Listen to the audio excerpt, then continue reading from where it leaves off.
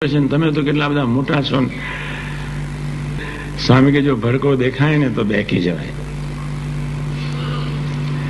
આ વસ્તુ ધારણ કરવાની છે, આ વસ્તુ વધારે પાયા નાખવાના છે, આ વસ્તુ જય સ્વામિનારાયણ ભૂલકું બનવા માટેની છે. જેમ જેમ ભૂલકું થતા જઈશું તેમ તેમ આનંદની શરૂઆત થશે. આ સીધી વાત થઈ ગઈ. આનંદની શરૂઆત જેમ જેમ ભૂલકું બનતા જઈશું તેમ તેમ 100% આપણે કરવો છે. પણ 3 વર્ષમાં યાત્રા પૂરી જ. હું દરરોજ ગણું છું કે આ 22 દિવસ થયા, 3 વર્ષમાં 22 દિવસ ઓછા થયા. હું ચિંતા કરું છું. કાલે 23મી દિવસ છે. કાલે પછી સ્વધામ ગમન દિવસ આવી ગયો, 23મી જાન્યુઆરી. પરમ દિવસે બી સ્વધામ ગમન એકાદશી સાથે આવી ગયો. પોષ સુધી એકાદશી, બીજી બાજુ 23મી જાન્યુઆરી. આ વખતે 24મી જાન્યુઆરી એકાદશી આવે છે. કાલે આપણે પ્રાર્થના સંકલ્પ કરવો છે. બસ સ્વામીજી બહુ આશીર્વાદ આપ્યા, એટલે બધા આપી દીધેલા. કાકાજી કે અરુણ હાથમાં પ્રસાદ હતો, અક્ષરધામનો પ્રસાદ છે, માનજે. તો હું પાછળ જઈને અરુણિયાને કહી દીધું, હું પ્રસાદ ખાવા ખાજે, ના ખાવા ખાજે, પણ તું તારા મનને બાજુ મૂકી દેજે. તું વિચાર ના કરીશ, અક્ષરધામનો ન દેખાય, તેજ ન દેખાય તો ચિંતા ના કરીશ, માનજે. પણ મનનો કામ છે. છુપો નાસ્તિક ભાવ આપણને ભૂલકામાં જવા નથી દેતો. એટલે આ જે વાત છે, પ્રભુએ સમ ખાધા આપણા માટે. જો ના માનતો હોય તો આ સભાના સમ છે. છેલ્લાનું 21 શબ્દ કાઢી નાખ્યો છે લોકો, મેં વાંચ્યું છે. અક્ષરધામની સભા કરતા આ સભા અતિ અધિક છે. પછી એની પર બહુ ચર્ચા કરી, દરરોજ એવું આનંદ કરીએ, હું માણસો બધા ભેગા થઈને. એટલે આટલું પાકું રાખવાનું છે. આ કીર્તનનો શબ્દ એકદમ સાચો છે. કિતના કિતના અક્ષર રૂપ બને, यहाँ બને. બહુ સાચો શબ્દ છે. બધાનો જ વિકાસ થઈ રહ્યો છે, બધાનો જ. પ્રશ્ન આટલો છે બસ કે આપણે અવિશ્વાસ ક્રાંતિકારને બહુ પ્રેમથી કોઈ પણ દુનિયાના સાધકે સમજવા જોઈએ, વિચારવા જોઈએ.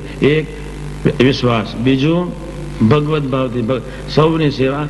કઠોર પરિસ્થિતિમાં, પ્રતિકૂળ સંજોગોમાં, પ્રતિકૂળ વ્યક્તિઓની સાથે રંચ માત્ર ઉદાસીનતા સિવાય મીઠાશી સેવા કરતા જ રહ્યા. એનું જે થવાનું એ થાય. એ દિવેલિયું મોડું કરીને ખાય કે ગમે તે ખાય, મારે ભગવત ભાવથી એમને સેવા કરવાની છે. બહેનોએ ચાવી ના આપી, છતાં હસતા હસતા નીચે ઉતરી ગયા. સાથી ચાવી આપી ના આપી, પૂછ્યું નહીં.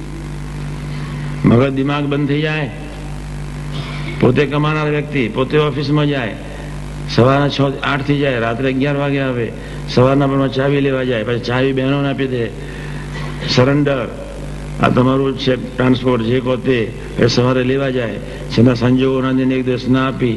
પેલો પ્રસંગ મેં ગઈકાલ કહ્યો હતો, છતાંય આંટી નહીં, વિચાર નહીં, સંકલ્પ નહીં, ભાવફેર નહીં, ભગવત ભાવ. અક્ષરનું શરીર કહેવાય.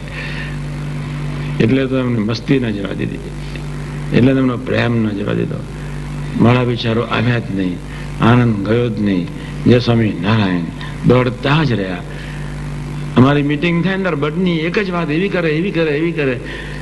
આ બધી વાતો છોડો, પણ કોણ મળ્યા છે એનો વિચાર કરો. અમે બધી વાતો કરી અમારી મિટિંગમાં, તો ખાની વાતો છે. આ જ વાત કરે. શાસ્ત્રીમાં જ મળ્યા છે, બહુ સંભાળ છે. બસ કાકા કે કાકા કે કાંતિ આ સંતોનું ગોઠવવું પડે. ગાંધી કે હસતા હસતા કે આપણું બધું આટલું ગોઠવ્યું તો જેને દીક્ષા આપી છે એમ આ લોકોનું નહીં ગોઠવે. અમે બધા એટલા હસીએ, એટલો આનંદ કરીએ. પણ અમે ખુલ્લા દિલની આનંદથી વાતો કરતા હતા કે આમ પ્લાનિંગ કરીએ, આમ પ્લાનિંગ કરીએ. પણ એ મસ્તી સમજણની જુદી હતી. ભાગવતી તનુ બક્ષિસમાં આપી દેવું પડે. તો આજે આપના સૌના ભાગવતી તનુ બંધાઈ રહ્યા છે. આપણે આનંદના ભોગતા થઈ શક્યા નથી. એનું કારણ ભૂલકોની અવસ્થાને જો સમજી શક્યા નથી. બસ જેમ જેમ એ અવસ્થાને સમજીશું, જેમ જેમ એ માર્ગે આપણે ચાલતા જઈશું, તેમ તેમ બળ જુદું મળશે અને તેમ તેમ આનંદ જુદો મળશે.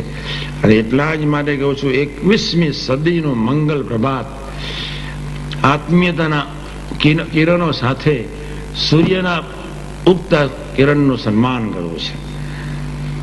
એ માટે આપણે સજાગ રહેવાનું. સજાગ દિવસ જાય ને રાત્રે વિચારવાનો, દિવસ જાય ને રાત્રે વિચાર કરવાનો. આજે મારાથી સ્વાધ્યાય ભજન થયું કે ન થયું?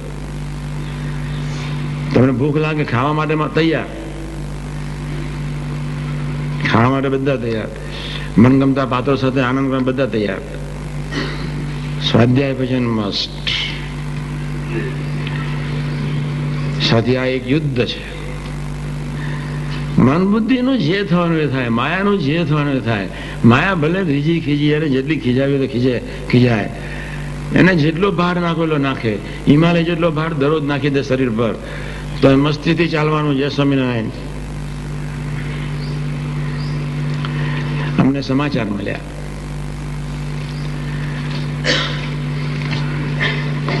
દયા કાકાને અમે બોચાસન મોકલ્યા હતા.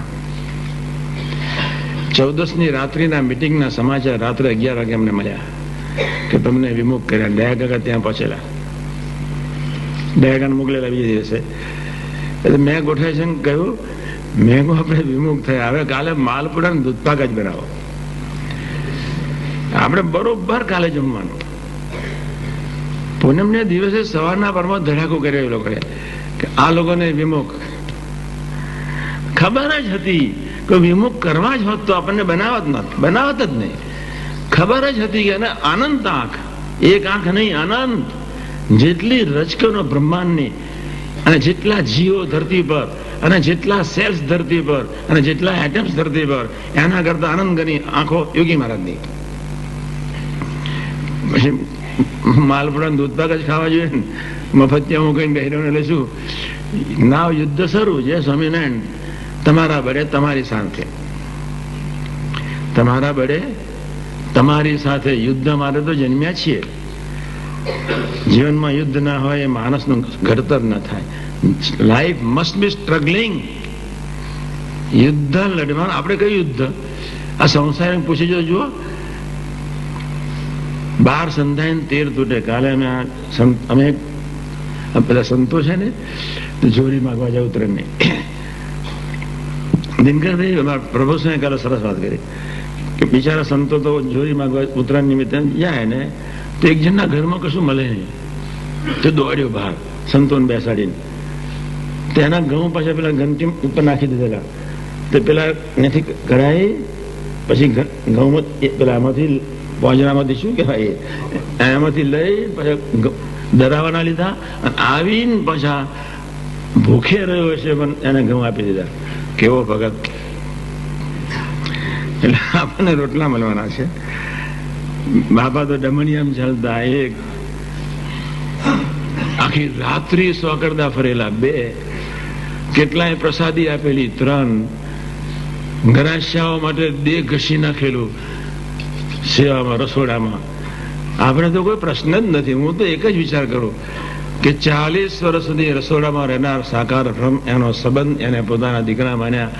આપણા હૃદયની વિશે માનનો અંકુર કેવી રીતે ઉઠી શકે? આપણે મોટા છીએ, આપણને કેવી રીતે સંકલ્પ ઉઠે? ત્યાં સુધી વિચાર કરો. મહાન થવાનો અધિકાર જ નથી. યોગી મહારાજ મહાન નથી થયા 89 વર્ષની ઉંમર સુધી. આપણને અધિકાર નથી. મોટપમાં રાચવાનો કિંચિત અધિકાર નથી. જો પ્રથમના 67 પ્રમાણે આપણે એને જો ગુણ લીધા કરીએ તો આજે આપણને સરસ તક મળી છે. અક્ષર બ્રહ્મના શરીર બંધાઈ રહ્યા છે. આ દીકરીમાંથી મહારાજ બોલી ગયા છે. નાસ્તિકતા નહીં રાખતા. આજના શુભ મંગળકારી દિવસે મહારાજ ને સ્વામી શાસ્ત્રી યોગી મહારાજ, કાકાજી, પપ્પાજી, સાહેબ સ્વામીજી, મહંત સ્વામીજી, ડોક્ટર સ્વામીજી, સૌના ચરણાયનમાં એક જ પ્રાર્થના, અમને બધાને અમારા હૃદયની મસ્તીમાંથી અમને બધાને સ્વાધ્યાય ભજન કરીને કરવાનું બળ આપજો. પ્રસંગોમાં વિશ્વાસપૂર્વક વાગોડવાનું બળ આપજો.